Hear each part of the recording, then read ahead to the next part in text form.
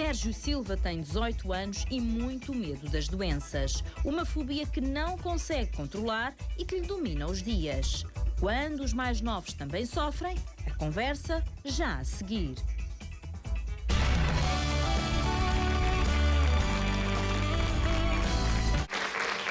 O meu próximo convidado tem apenas 18 anos e um medo incontrolável de ficar doente.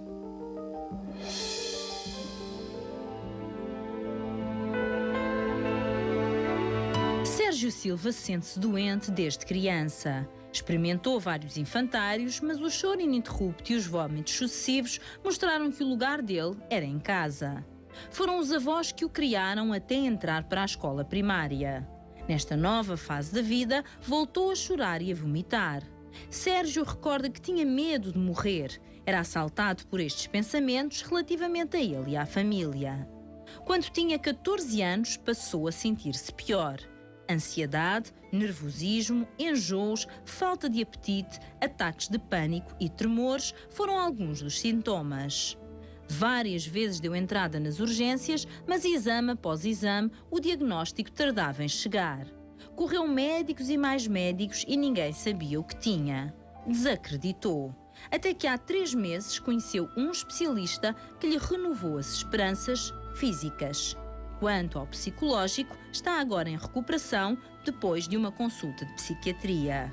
Sérgio sente que está no bom caminho, sabe que pode contar com a medicação para andar mais calmo e, sobretudo, percebeu que os males do corpo foram originados por males da mente. Assume-se como hipocondríaco e lamenta os anos perdidos enquanto esteve focado na saúde. Agora, só deseja poder ter uma vida normal. E o Sérgio já está aqui comigo. Olá, Sérgio, muito boa tarde. Ó Sérgio, no fundo, estava aqui a ver com toda a atenção a reportagem e os primeiros sintomas de que algo não estava bem era ainda muito pequenino, que era esta dificuldade de ficar no infantário, fosse ele qual fosse. Exatamente. Portanto, não havia um único infantário em que se sentisse bem, vamos dizer assim. Exatamente. Eu nunca me senti bem. Sentia-me bastante nervoso quando ia para lá. O meu sítio era estar em casa com os meus avós, era aí que me sentia bem. Mas então, até ir para o infantário, viveu os 3 primeiros anos da sua vida só com os seus avós? Exatamente. Quer dizer, com os seus pais também, não é? Sim, durante o dia com os meus avós e então à noite estaria com os meus pais. E não tinha convívio com outras crianças, nem contacto com outras crianças? Não, era pouco. Muito pouco. Muito Portanto, pouco. eles eram mesmo ali o centro da sua vida, vamos Exatamente. dizer. Sim. Tem memórias dessa época? Ou seja, antes da escola primária, já que esteve em vários infantários, sempre nesta esperança de que se sentisse bem, pudesse ficar, tem memórias desse tempo? Algumas, sim. O que é que se recorda? Conte-me lá. Recordo-me das manhãs em que ia para lá e sentia-me bastante nervoso. Já no caminho ia a chorar, muitas das vezes vomitava que não queria ir, entrava em pânico. Pedia sempre aos meus pais, implorava até para ficar em casa. Lembro-me quando estava no infantário eu também não gostava de estar lá. Estava com os meus amigos, brincava com eles, mas chegava a hora de comer e era um pesadelo. Não comia? Não. Queria vir para casa. Queria vir para casa. Exatamente. E isto um dia após outro, após outro, após outro. Não era uma Sim. coisa só nos primeiros 2 Não. ou 3 dias. Não. E, portanto, quando as coisas se tornavam insustentáveis, os seus pais acabavam por o tirar. Exatamente. E mais tarde, outro. Sim. Em quantos infantários os seus pais tentaram que o Sérgio ficasse? Que me recordo 2. 2. Sim. E, portanto, depois acharam que o melhor era ficar por casa até à escola primária. Exatamente. Na escola primária, a adaptação aos colegas não parece ter sido o problema. Não. Não. Não. Fez bem amizade com os Sim. coleguinhas, enturmou-se bem. Exatamente. Então, o que é que não lhe agradava? O que é que o deixava com o coraçãozinho apertado? O ter que ir para a escola. O facto de ter que ter aulas, estar fechado numa sala, não gostava. Sentia falta da casa dos meus avós.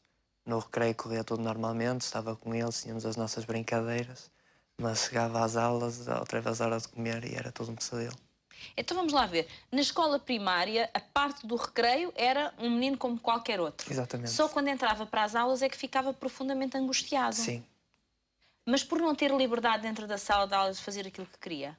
Não, penso que não tão isso, porque sempre fui um rapaz que obedecia consoante as regras. Exatamente, obediente. Sim, exatamente. Mas não me sentia bem ali. Era como se estivesse a olhar para a professora e não estar naquele local. Estava no meu mundo, estava a pensar em casa dos meus avós, que era lá que queria estar. Portanto, não conseguia sequer concentrar-se. Exatamente. E também não conseguia comer, Sérgio? Não. Na escola? Eu chegava à hora de ir comer e lembrava-me sempre da comida da avó, pronto, aquele espaço de casa, e era para lá que queria ir, e então gostava-me imenso. Então não comia nada? Não. Bom, vamos lá ver. Nesta altura, eu queria só perceber o seguinte: se durante a fase da infância, se os tais medos de perder as pessoas que amava já era uma coisa muito presente no seu pensamento, se já dava por si muitas vezes a pensar nisto: e se eu perco a minha avó, se eu perco o meu avô, se eu perco os meus pais, pensava já muitas vezes nisso? Pensava, não muito, mas já tinha algumas ideias disso, sim. E provocava-lhe, já percebi, sofrimento, não é? Sim, muito. Muito sofrimento. Bom, isto foi a escola primária. E apesar de tudo foi conseguindo estudar, Sérgio? Foi conseguindo passar de ano para ano? Sim, sempre passei, mas nunca me considerei um bom aluno. Tive sempre bastantes dificuldades. Durante estes anos, até aos 10, sim, até acabar a escola primária, não é? Agora não sei se diz primária, acho que é primeiro ciclo. Primeiro ciclo. No meu tempo era escola primária. Durante estes primeiros anos, apesar destas dificuldades todas que vivia, alguma vez os seus pais o levaram, não sei, a um médico para tentar perceber porquê estas reações, este vomitar por tudo e por... Não. Eles acreditavam que era simplesmente uma má infância, como todas as crianças tinham, não gostar da escola, não gostar do espaço, então achavam que o tempo ia passar. Mas não passou. Durante o primeiro ou quarto ano, sim, não passou. Não passou. Quando chegou ao quarto ano, o que é que se passou a seguir? Mudou de escola?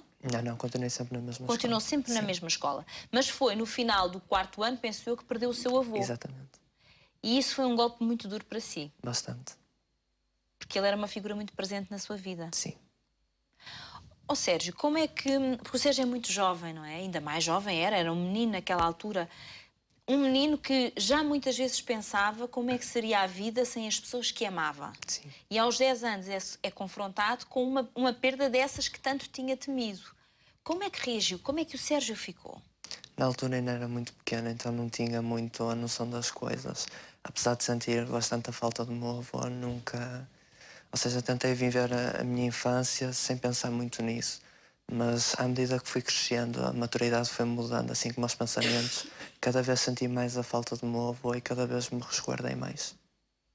O resguardar mais quer dizer que cada vez ficou mais fechado em casa, é isso? Sim.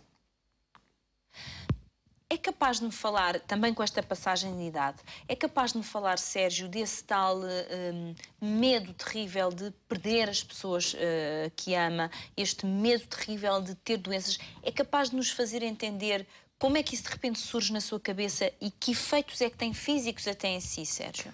Portanto, normalmente esses pensamentos aconteciam-me quando eu estava sozinho, quando estava com amigos tudo corria bem, mas como comecei a resguardar em casa era quando eles mais me invadiam. Claro, estava isolado. Exatamente.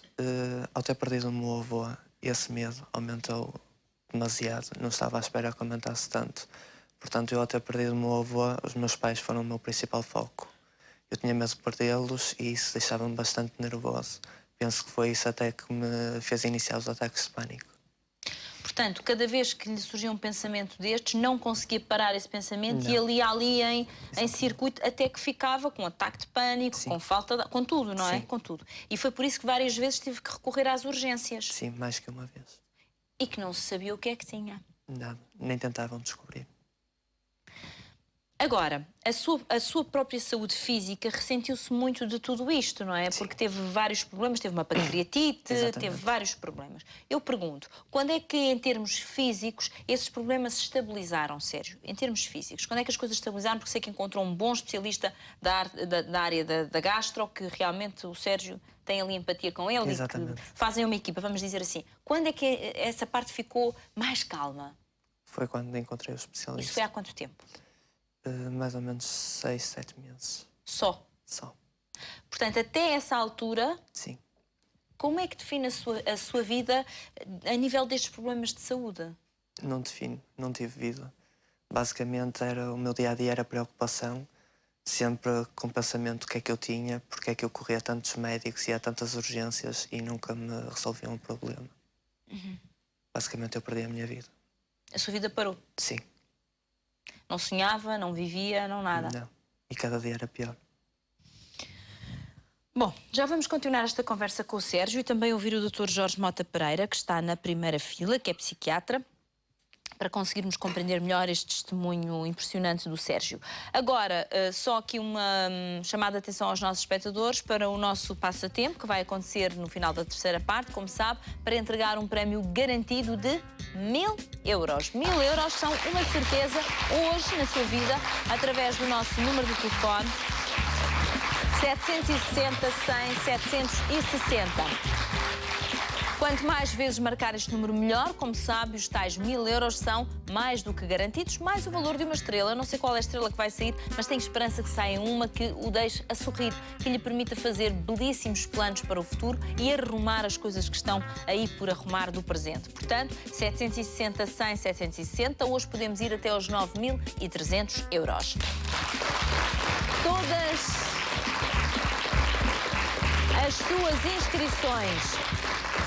Todas as suas inscrições ficam igualmente válidas para o dia 15 de novembro. É bom dizer isto para que saiba que até o dia 15 de novembro há muito que ainda pode acontecer à volta do seu número de telefone, muitas surpresas, belas surpresas e, portanto, no dia 15, quando der por si, pode estar a receber um fantástico automóvel, que é o automóvel que nós temos para si, e ainda 25 mil euros. Portanto, são os prémios do dia 15 de novembro.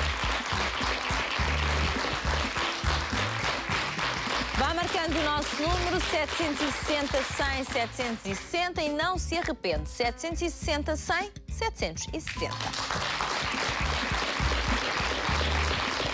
Voltando à conversa com o Sérgio, onde o Sérgio dizia, e custa imenso ouvir isto de uma pessoa, da boca de uma pessoa tão jovem, que eu simplesmente não vivi. E, portanto, durante todos estes anos de procura de respostas, quer em termos do que se passava consigo a nível físico, quer o que é que se passava consigo em termos emocionais e psicológicos, às tantas, eu não sei, Sérgio, mas deve ter havido momentos em que pensou, bom, não vale a pena fazer nada, o melhor é desistir, não... Exatamente. Quando eu disse que cada dia era pior, era quando eu me sentia mais desmotivado. Não só com o passar dos dias, mas com o passar das horas. E aquele período curto de tempo em que eu me sentia mal, aquilo para mim era um desespero total. Eu já não sentia esperança, já não tinha confiança em nenhum médico.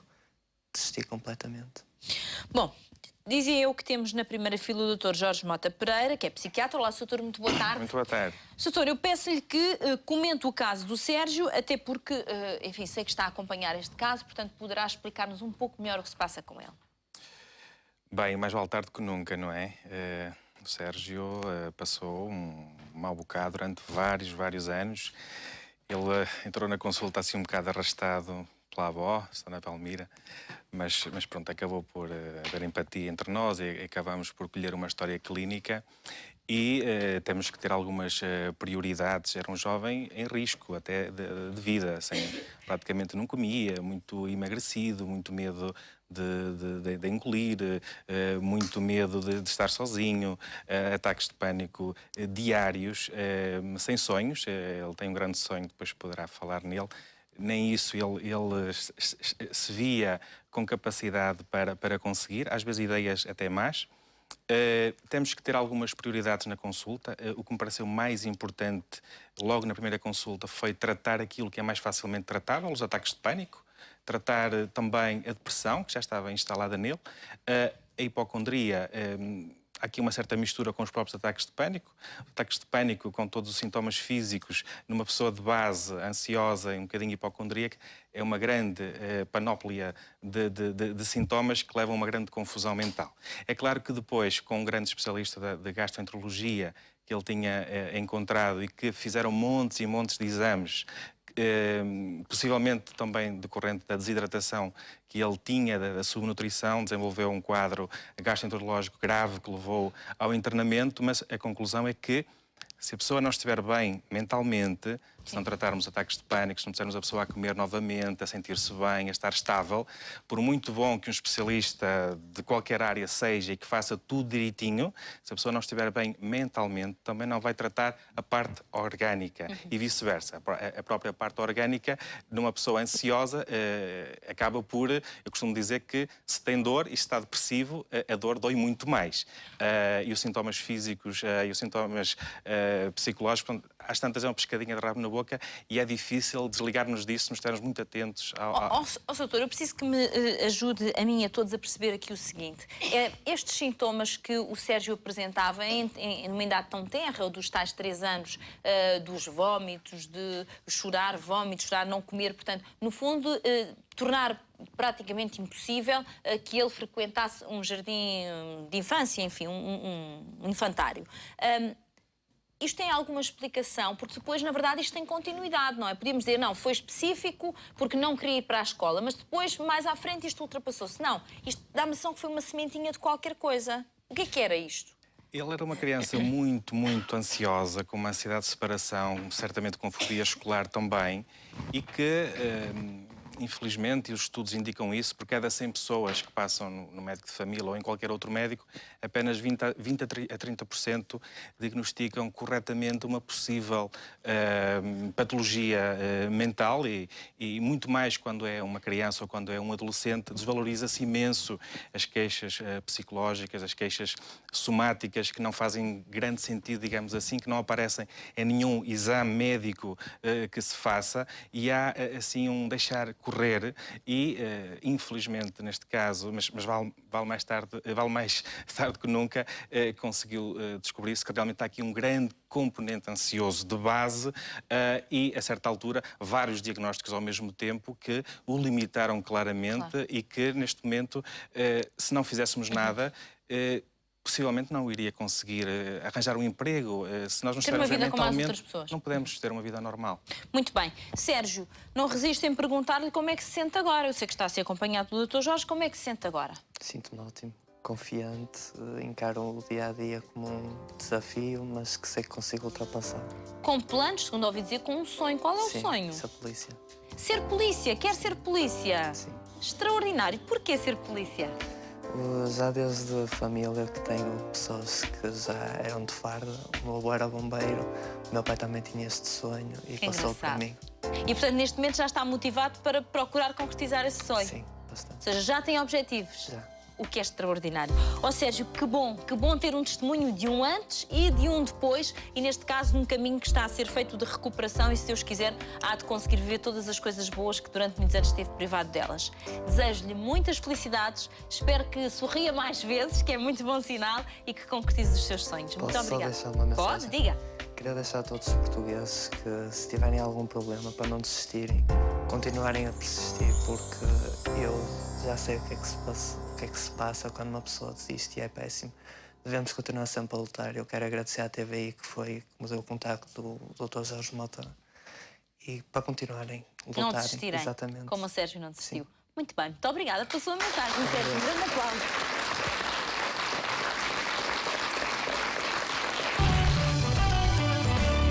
Olá, Getro, boa tarde. Boa tarde. Getro, ainda bem que